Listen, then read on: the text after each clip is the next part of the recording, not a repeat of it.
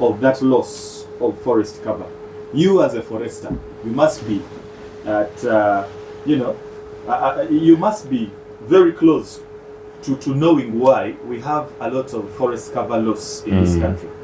Yes. Thanks, Kent, and very good submission from Robert. Looking at it from the global level and then tickling it to the local level.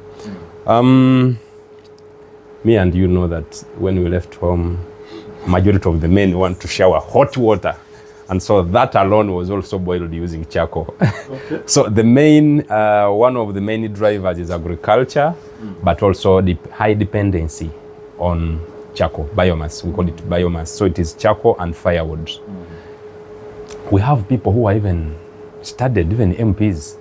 We have designed houses where we have a fancy kitchen. You know a fancy kitchen where you have a gas cooker, but my friend, that gas cooker is there for decoration. There is a backyard kitchen where you have sacks of charcoal, and all the time there are pickups going to the north or whichever, they are coming with sacks and sacks of charcoal. Wait, Mr. Tembo.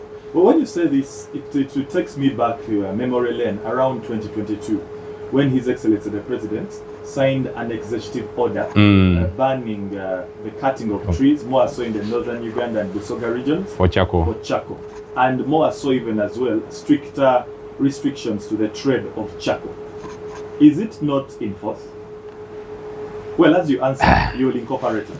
So I was still talking about our lifestyle. So let me re-echo. As a forester, you will re-echo it. I will echo it, sir. So talking about our lifestyle, Kent, there are people who have capacity, but we have refused to move away from charcoal and firewood to an extent that some person will tell you, mostly men, that the matoke cooked with gas is not as spicy or tasty as the one cooked with charcoal. So we have people who have installed very modern kitchens, but they're just to impress the visitors and look at them. So charcoal, agriculture, urban development, you have pipelines that people are always talking about, the COP where you're having a lot of, the ECOP where you're having a lot of demonstrations. So this kind of development, it's going to pass several kilometers to Tanzania. Where is it passing? It's going to transverse through forests, through wetlands, through national parks, and the exploration itself in Hoima, it's touching partly Lake Albert, it's touching forests, so you have the forests getting affected by development. You have roads passing in. So I'm trying to explain development. And then partly you have people also going in there for livelihood, timber. People want to cut some trees, some mahogany. They know China wants mahogany, and so they want to run in and and cut some trees. Yes. By the time the president came in, there was a lot of cutting of trees in the north, and so the president couldn't keep quiet. But you know that where we are, president will say something, it remains on the paper, and the implementation is kind of politicized. The local area MP, who is a big person also in the ruling party, will come and say, don't inconvenience my people, because when these people are getting some money, he will say, I'm the one allowing you into the forest. Like, calmly, he will not say it publicly. Yes. And so he's able to win their votes. So president has spoken about this, but go to Luero, just stand in Luero. You will see the trucks passing at night. Okay, so it has the directive is there, but has not fruited much. But so I also didn't want to just talk about maybe deforestation. I also wanted to enlighten the listener about the other causes of desertification or drought. And for drought, mainly the causes are more of global warming, like you have the El Nino, and while desertification, it's our practices. It's related more to land degradation, where you have monoculture, you planting only eucalyptus. And so you had a forest, you cut it, and you want to put eucalyptus or pine alone.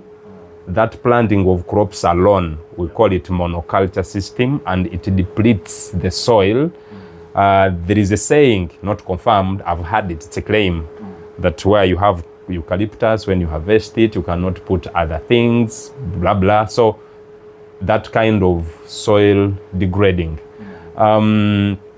There is also overgrazing causes desertification. Yes. And for people who may not know what desertification looks like this man-made, this one that is created by us over-exploiting the land.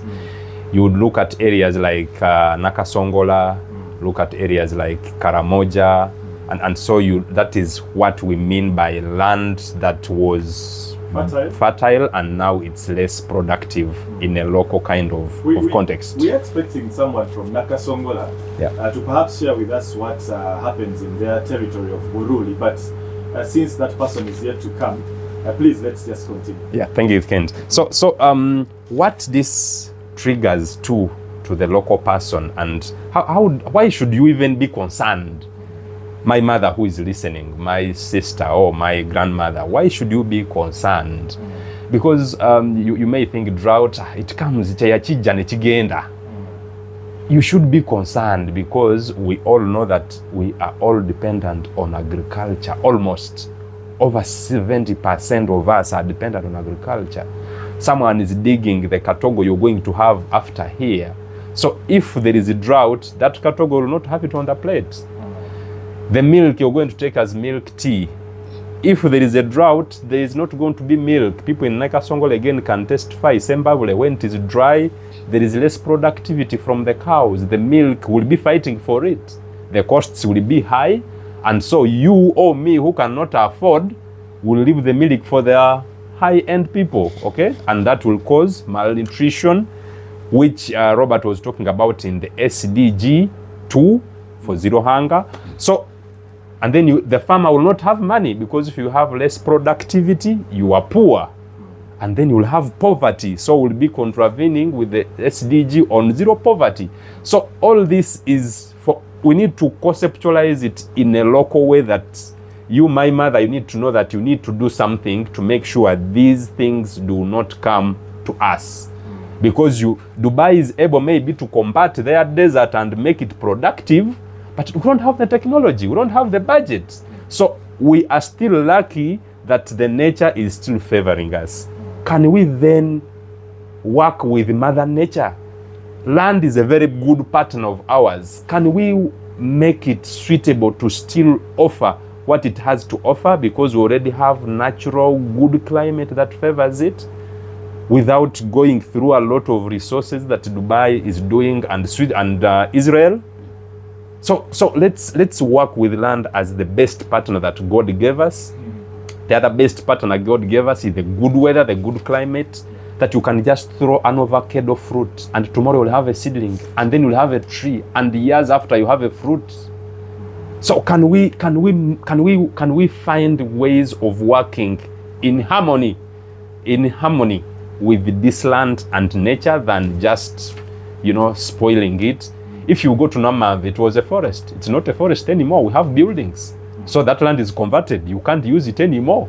It's equivalent to a desert. It was productive. It's not productive anymore. So it cuts across so many things. Someone who was working in that forest to educate his children doesn't have a job anymore.